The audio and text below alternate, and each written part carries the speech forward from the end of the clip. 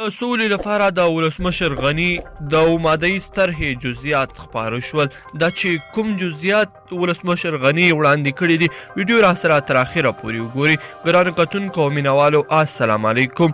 د سولې لپاره د ولسمشر غني د مادهیزې طرحې جزئیات پرون خپاره شول.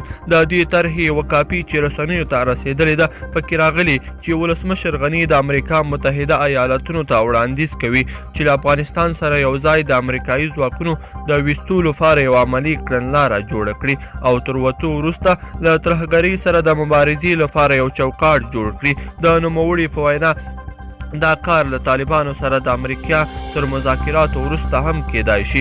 د دې طرحې په دویمه ماده کې راغلي چې د یو 15 نفري مذاکراتي ټیم به له طالبانو سره خبرې پر مخ ویسي او سمدستي به سرتاسري اوربند اعلانیږي او د دې کار موخه به دا وي چې طالبان ثابته کړي چې د جګړې د لیکو قمندانان یې پاشل شوي نه دي او مذاکرات هم په عملي ډول بریالیتوب ته ورسیږي. په دې طرحه کې له پاکستان سره په مذاکرې هم ټینګار شوی چې دغه هیواد به تضمین ورکوي چې وسلوالو ډلو ته به پناهځایونه نه ورکوي او افغانستان به ورسره د لویو اقتصادي پروژو په برخه کې رښتینې همکاري کوي. له اسلامي نړۍ او ګاونډیانو سره د بحث له لارې به د افغان سولې په تړاو د هغوی اندېښنه راپاکېږي او اروپایي ټولنه، ملګري ملتونه، نړیوال بانک او د افغانستان نور اقتصادي همکاران به په پراختیایي برنامو کې شاملېږي.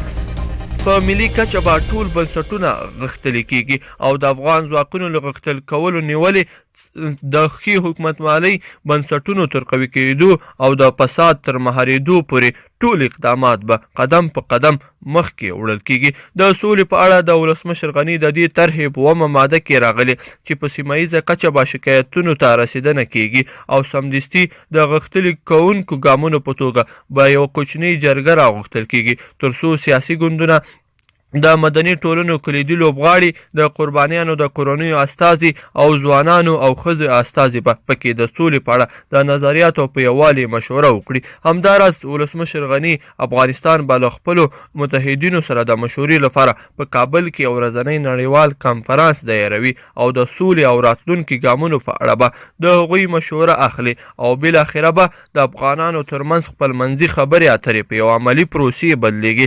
دغه طرحه په رسمي افغان حکومت نه دا تایید کړي.